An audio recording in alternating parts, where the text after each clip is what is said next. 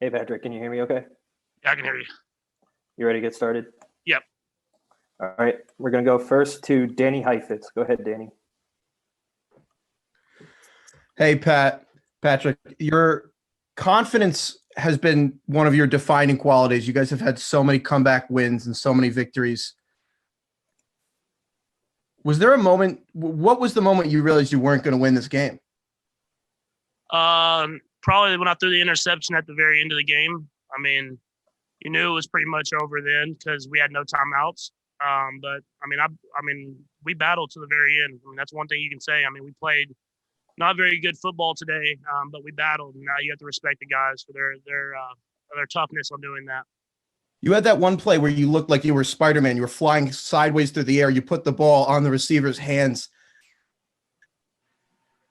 How confident? I mean, it was one of the best incompletions I think anyone's ever seen. Is part of you heartbreaking? Do you feel like you left it all on the field tonight? Yeah, I mean, yeah, I did. I mean, obviously, I didn't play the way I wanted to play. But I mean, what else can you say? All you can do is leave everything you have on the field, and I feel like the guys did that. They were the better team today. They beat us pretty good. The worst I think I've been beaten in a long time. But I'm proud of the guys and how they fought till the very end of the game. All right. Thank you. Next we'll go to Adam Teicher. Go ahead, Adam. Hey, Patrick, a couple things. First of all, how similar was what Tampa did tonight to what they did, say, in the second half after that big first quarter in the first time around? Do you see any similarities in their coverage from that game, from the second quarter on to tonight? And I'll have one quick follow-up. Not really any. They had a good game plan. They kind of took away our deep stuff. They took away the sidelines, and they did a good job of rallying to the football and making tackles. We weren't executing early. I had a few miscues. We weren't on the same page. But I mean, credit to them, man. They played a heck of a game defensively and offensively and beat us. Okay, and was the toe a problem for you tonight? And are you going to be having surgery anytime soon on that? Yeah, I mean, I can't say the toe was a problem when I played last week or 2 weeks ago, and I played well on it. I mean, it's something you battle through. You're playing football. You have to battle through injuries. And so we'll look at it tomorrow, and we'll make a final decision on if we're going to have surgery on it or not. All right. Next, we'll go to Vahe Gregorian. Go ahead, Vahe. Hey, Patrick. As close as you are to Andy, I just wonder how cognizant of all the other things going on the last couple of days you were, and what feelings you might have had about that. Yeah, I mean, it was a tragic situation all around. I mean, you're praying for everyone that was involved, but we went into the game, and I felt like he was still Coach Reed, still the same guy, but obviously we wanted to win the game, but we didn't. So now it's about continuing to move forward and try to do whatever we can to keep moving forward. All right, let's go to Nate Taylor. Go ahead, Nate. Patrick, there was so much discussion about the offensive line today and how it was going to go against the Buccaneers pass rush. Just what did you see was the big issue in that regard? And just how did you try to counteract what they were doing in terms of the pass rush around the second quarter or so? Yeah, I just think we weren't on the same page as an offense in general. I wasn't getting the ball out on time. The receivers were running routes not to exactly where I thought they were going to be at. And the offensive line, they did good. They were good at sometimes, and sometimes they let guys through. And when you're playing a good defense like that, you got to be on the same page as the offense, and we weren't today. And that's why we played so bad. And one more question, Patrick. Just this is the first time in your career where the team didn't enter the end zone on offense. Just when you look back on this, just how shocking is it to know that you guys played as poorly as you did, particularly in the red zone? Yeah, I mean, we just didn't execute, especially on third down and in the red zone. And those are the two most important parts of the field. They were just better than us today. I mean, I don't know what else to say. They executed at a higher level defensively. They had a good game plan, and we weren't able to make adjustments and find ways to get in the end zone. All right, let's go next to Diana Rossini. Go ahead, Diana.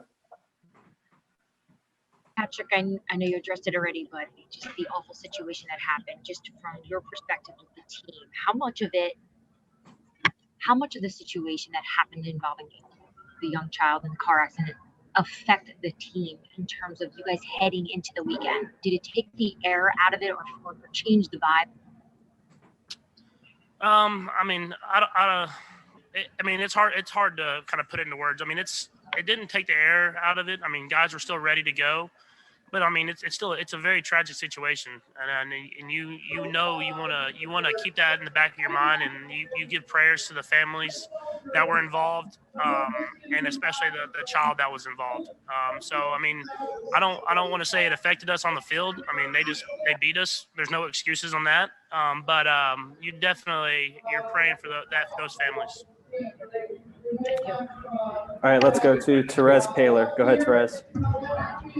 Hey, Patrick. Common theme throughout your life has been, your dad, your godfather, the lessons they've taught you, right? Including how to deal with rough losses. I'm wondering, what they've shared with you in the past about how to proceed forward after a disappointment like this, and what is the primary lesson you take from tonight moving forward? Yeah, I mean, my dad lost in the World Series in his career, and he continued to battle and continued to be who he was. And obviously, it hurts right now. I mean, it hurts a lot, but we're going to continue to get better. We have a young group of guys that have learned had a lot of success and learned from that, but we've had a few failures, and we have to learn from that, and we can't let this define us. We have to continue to get better. Going into next year, being even better and preparing ourselves to hopefully be in this game again. All right, we have time for a couple more. Let's go to Herbie Tiopi. Go ahead, Herbie. Hey, Patrick, the amount of penalties in this game, how much did that affect what you guys wanted to do from a rhythm point of view? And are you surprised at how many times the Chiefs were penalized this game? I mean, it definitely affects it. When you have penalties in football games, especially when you're struggling and you're playing a really good defense, it's hard to continue to get drives going and get in the end zone. And then, I mean, as far as defensively, when we have penalties that extend drives, I mean, that's how teams find ways to score points. And so you don't want to say it affects you, but I mean, you go out there and you play your heart out. You just want to go out there and try to find a way to win and try to stay away from those penalties. All right, let's go to Matt McMullen with the last question. Go ahead, Matt. Hey, Patrick, I know your locker room's hurting right now, and you touched on this briefly already, but I'm just curious your message to the guys about moving forward after this. Yeah, I mean, we have a young group of guys. When we kind of joined together, we knew it wasn't going to always be successful, and you weren't going to be able to win 1,000 championships in a row. We knew we were going to go through times like this and adversity, and I think the best thing about it is the guys that we have the leadership ability to be even better next year. And so, obviously, we didn't end the season the way we wanted to. We can learn from that. We can learn from the successes that we had during the season. And at the end of the day, we have to come into this next year with a blank slate and trying to find a way to get to the Super Bowl again. All right, that's it. Thanks for joining us, Patrick. Thank you.